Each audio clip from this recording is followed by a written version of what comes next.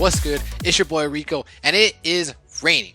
It's coming down pretty hard. There's like a lake in my backyard because of all the rain. But anyway, welcome to another episode of Pokemon Duel. We have a couple things that we need to do today, which is to just open up these boosters. I know you guys like watching me opening the boosters. Actually, I don't know that. I'm just assuming. I hope you do, because the element of surprise. Like, what if I get something good? So that's what we're gonna do. See if I get anything good. We'll start with the blue one. I pulled a Greninja last night, so maybe I can get something good here. A Beedrill. You know what? If you guys follow Spitz, he posted a video today posing as the bot, the bug bot. I kind of want to do the same thing. It was pretty hilarious. He beat a Deoxys team, so I got a Beedrill, so that's good. So I'm gonna save that. Okay, can I get something good from the gold one like I did last night? Because I got Lucario. Did I say Greninja earlier? I think I did, but I got a Lucario. All right, let's open up this gold. Why am I not getting any oranges, man? I need to get some orange boosters. I haven't got one for like 2 days. Rare. Ooh, a Glaceon. Okay, I don't have one. I think I didn't have one. Magnemite. Is there a Magneton in this game? I have a Magnezone? Like, oh, man. The possibilities for this game, I'm super excited. Okay, listen. Your boy needs to win, okay? I am sick and tired of being stuck at 2,300. Like, when I was a free-to-play player, I was almost at 2,500. And now I'm just completely being trashed now. But I think I've played enough, I've learned enough to utilize this deck. So what I'm going to do is I'm going to play my games and I'm going to focus. I'm going to do a voiceover, okay? So I'm going to cut it right here, and like I said, I'm going to focus on winning because your boy needs to win. So I'll be right back when we got a good game. Hopefully we'll get a good game to show, okay? So I'll be right back. Alright guys, we are back, and I did some training. I got up to almost 2,400, but the games were boring, so I didn't really want to show them. So what I decided to do was go into a room, and I wanted to show off the Goon Squad. Well, it's not even the Goon Squad anymore because I only have one tentacle. So it's the Suicide Squad, because this is a suicide deck, because all I want is things to get poisoned so I can utilize Venusaur's ability, the chemical pollen. But anyway, so take a look at my opponent. His name is Jer. And he has the first move, I believe. And if you notice, I took out my other tentacle I took out both my tentacles for 2 Weezings. So I wanted to have some fun tonight. So he decides to bring up his Crobat. And yeah, little did I know, it's going to be somewhat of a mirror match because he's got his own Weezing and Crobat, which comes into play later that I didn't know at the start. And he also has a Shiftry, which I was kind of interested to see. Anyway, so I decided to do the mirror match with Crobat. He brings up Shiftry, and I'm like, what can counter Shiftry? But at the same time, I'm like, wait a minute, this is the Suicide Squad. It doesn't really matter because I want my Weezings to die because I have the 2 max revives. So he brings up Virizion, and I think the best thing that would counter that is my Crobat, not necessarily counter, but my Crobat, just so he can get poison, you know. So he decides to attack me. I get the Shuttle Flip, which, you know, I would have preferred an attack, but that's okay. I just say nope, I'm not gonna move, and I start moving up my Venusaur here. Because I just want Venusaur on the goal as quickly as possible, because as soon as shit gets crazy, as soon as people start getting poisoned, if Venusaur is in the mix, I don't want him to be down to a 0 moving power. And here, I don't know if I should have moved Venusaur over, because what I decided to do here is I move on Weezing. And if you guys didn't know, Venusaur's ability is if anything is poisoned, they lose 1 moving power. So I don't know if I should have done that, because if he attacked with Chestnut and he killed my Weezing, all 4 Pokemon in that left corner would have been -1 moving power, and Venusaur would have been stuck there for the rest of the game. So I'm glad he didn't attack me, and now my goal is to get Venusaur out of that two spot radius, so when Weezing does die, it doesn't affect him. And then for some reason, yeah, the Shiftry used his ability to go down to the goal, like a goal block, and I'm like, okay, I don't know why you did that. I'm going to take this opportunity to move up my Weezing to get some forward pressure, and I do, and he takes me out, and I'm like, yes, that means 2 Mons are getting poisoned. Gone. Poison, -40, because I have the Crobat on the board, and Crobat's ability is if they're already poisoned, they're minus another 20. So I'm like, all right, things are going good, except for he evolved, and now his status condition is gone. So I'm like, well, what I'm going to do is I'm going to revive and bring on my Weezing again, because I don't want his Sceptile coming up on that right side. So that's why I revived it. Make sure Weezing can block him off. He comes forward. I think, no, he doesn't attack.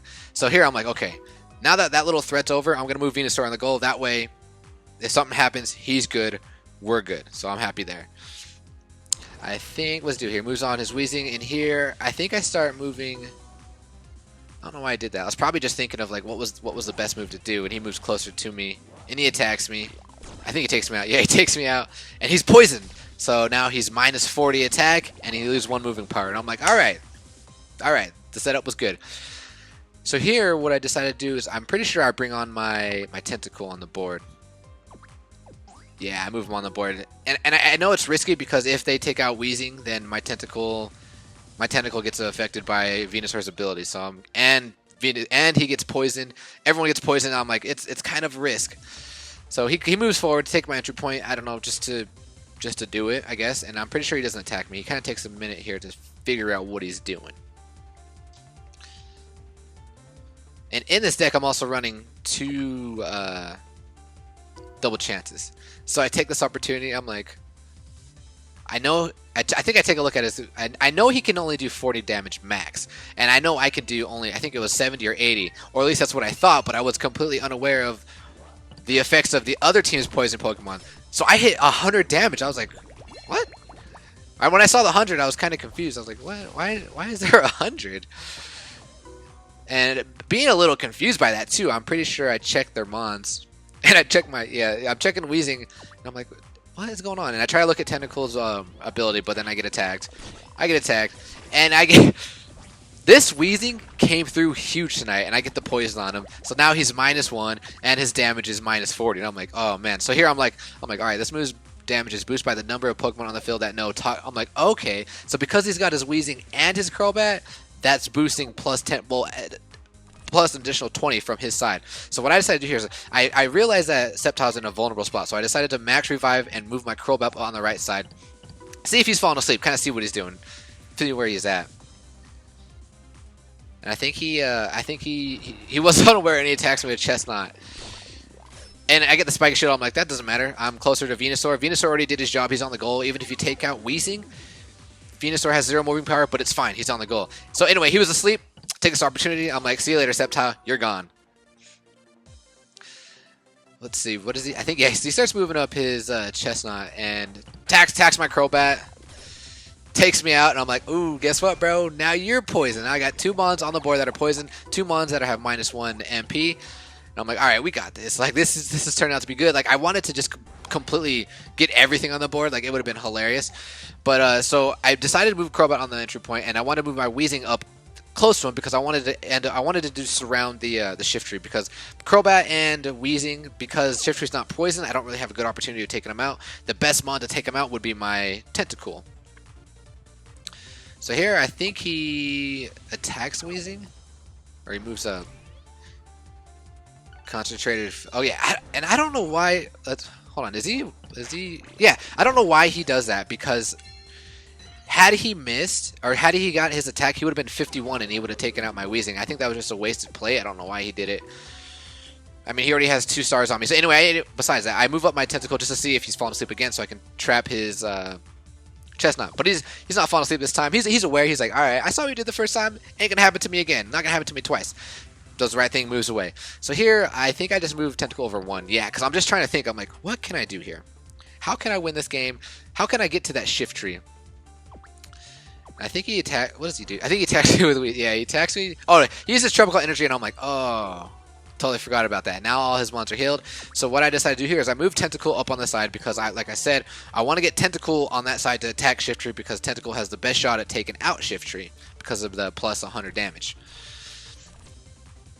Now he gets the X attack. He's Wheezing versus my Wheezing, but you already know what's gonna happen because your boy Wheezing, aka Rico Jr., comes through. He gets the miss, and I'm like, oh, bro, it's time for the surround now. So then I move up, only obvious play, because I want to try and trap Shift Tree.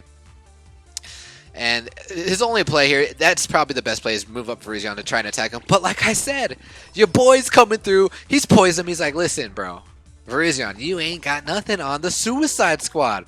And then I move up Crobat, aka Harley Quinn. She gets the win, and you already know what it is. Your boy Rico, he's coming through, okay?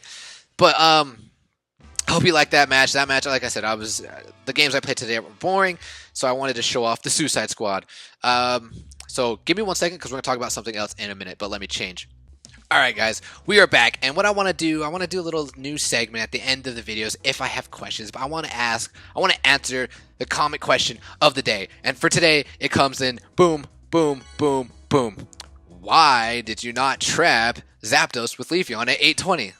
Well, okay, guys, this is what it is, okay? I mentioned at the beginning of the game, I was going to try to attempt parallel processing. Okay, now parallel processing is something I learned in my motor and human development class, that your attention span and the way you pay attention to multiple different things, it's not necessarily multitasking, but it's called parallel processing. But means that your mind can only pay attention to one thing in particular at once. Like, okay, guys, I'm really joking. Like, it has nothing to do with that. Okay, I'm just trying to be fun. I mean, I did learn something about that in that class, but the real answer to that question is I like to live life dangerously. Okay, I'm lying. I'm joking about that too. Here, the real answer is I'm blind.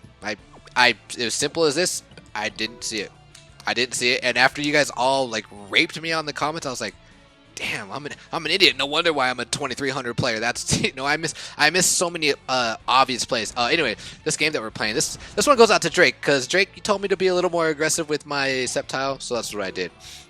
But anyways, the real comment question of the day goes out to my girl, baby girl, anime addict, booty love. Holla at me, girl. Anyway, here's her question. Her first question is, what type of music do you listen to? I listen to mostly everything with the exception of country. I don't really care for country, but I'm really into like hardcore screamo, like Parkway Drive, Day to Remember, Bring Me the Horizon, stuff like that. I like rap too, like Kendrick Lamar. So I mean, I typically, like I said, listen to everything.